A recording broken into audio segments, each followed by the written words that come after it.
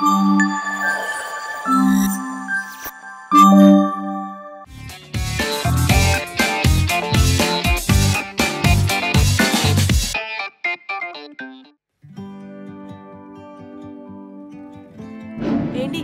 నేను రెడీ, వెళ్దామా? ఎక్కడికి? అదేంటి, ఈరోజు డాక్టర్ అపాయింట్మెంట్ ఉంది కదా, మర్చిపోయారా? గుర్తుంది, రేపు వెళ్దాం కదా. దేనికి? యాక్చువల్లీ డబ్బులు లేవు.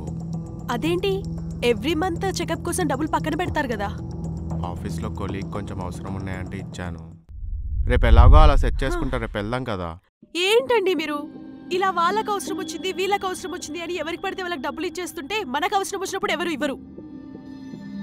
ఇలానే చేస్తూ పోతే మీరు నేను రేపు మనకు పుట్టబోయే బిడ్డ కూడా రోడ్డు పైన అడుక్కోవాల్సి వస్తుంది.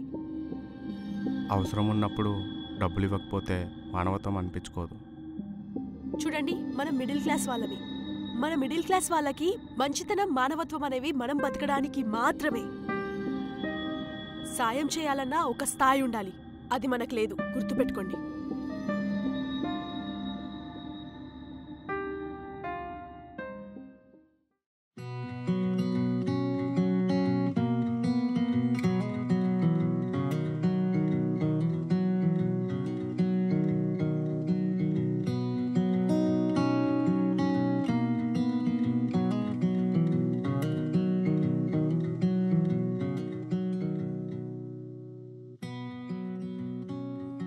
ఓకే అండి, రిపోర్ట్స్ అన్ని నార్మల్గానే ఉన్నాయి, సో భయపడాల్సిన అవసరం ఏం లేదు.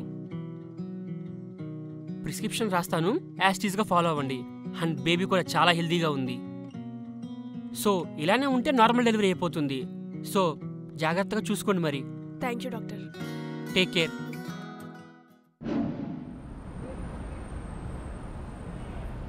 అంతా ఓకే కదా? టైంకి టాబ్లెట్స్ వేసుకో.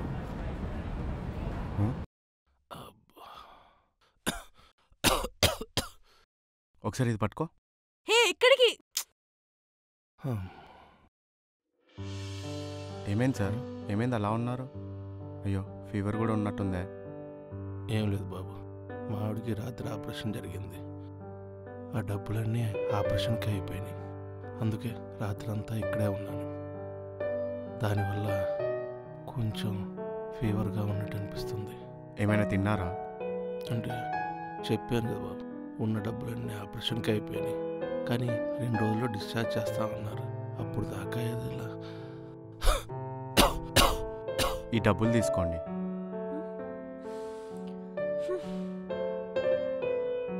ఎందుకు నాయనా? మీ వైఫ్ గురించే కాదు, మీ గురించి కూడా ఆలోచించండి. టాబ్లెట్స్ కొనుక్కోండి, టిఫిన్ చేయండి.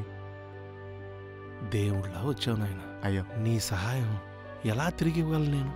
మీరు పెద్దవారు సార్, మీరు దండం పెట్టకూడదు సార్.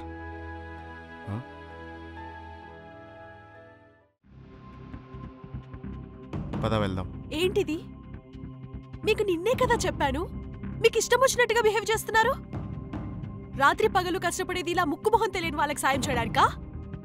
అయినా ఇలా అబద్ధం చెప్పి అడుక్కునే వాళ్ళు చాలా మంది ఉంటారు. ఈరో దానకర్ణుడు అడిగిన వాళ్ళందరికీ సాయం చేస్తూ ఉంటాడు. ఈయన అడుక్కున్నా పర్లేదు. నువ్వు దేవుడు ఉండిలో డబ్బులు వేస్తావు కదా, దేవుడు మళ్ళీ రిటర్న్ ఇస్తాడనే కదా. మనుషులకు ఎందుకు ఇవ్వవు? ఓ, వాళ్ళైతే మళ్ళీ రిటర్న్ ఇవ్వరానా? నువ్వు దేవుడికి ఎప్పుడైనా సాయం చేసావా? కానీ దేవుడు మాత్రం మనిషి రూపంలో సాయం చేస్తాడు. మనకి జంతువులకి సెక్స్, ఫీలింగ్స్, ఫ్యామిలీ ఇవన్నీ ఒకటే. కానీ మనుషులు మాత్రం చేసేది జంతువులు చేయలేనిది ఏంటో తెలుసా? సహాయం మాత్రమే. మందు తాగేవాడినైనా మార్చొచ్చు, కానీ నీలా మంచితనం ఉన్నవాణ్ణి మాత్రం అస్సలు మార్చలేం. ఆటోకైనా డబ్బులున్నాయా? అవి కూడా దానం చేశావా?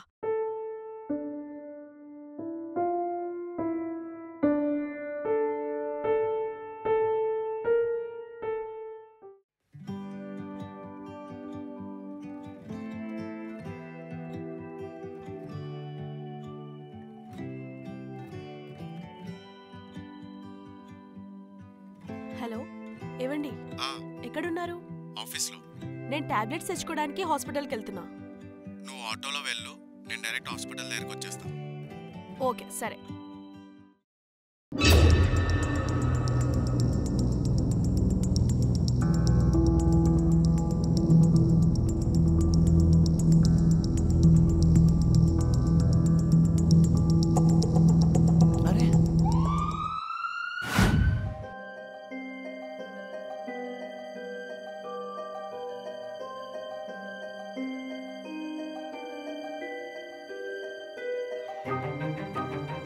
డాక్టర్ తనకేం కాలేదు కదా? భయపడాల్సిన అవసరం ఏం లేదు. తల్లి బిడ్డ ఇద్దరు సేఫ్గానే ఉన్నారు. ప్రిస్క్రిప్షన్ రాసిన టాబ్లెట్స్ని ఫాలో చేయండి చాలు.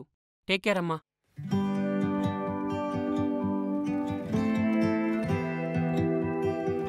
అసలు ఏం జరిగింది?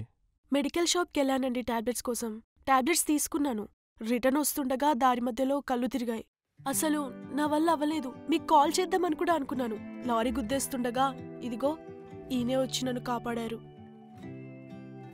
ఈయనకి ఒక పూట పెట్టిన అన్నంకి 2 ప్రాణాలు కాపాడారు. మీరు చెప్పింది నిజమే అండి. దేవుడు మనతో ఉండలేకే మనుషుల రూపంలో మన దగ్గరుంచాడు, మనకి తోడుగా. కానీ నేనే మనుషుల్ని నమ్మలేదు, మనీని నమ్మాను. చాలా థ్యాంక్ యూ సార్. పర్వాలేదు బాబు, జ్యూస్ తీసుకోమ్మా.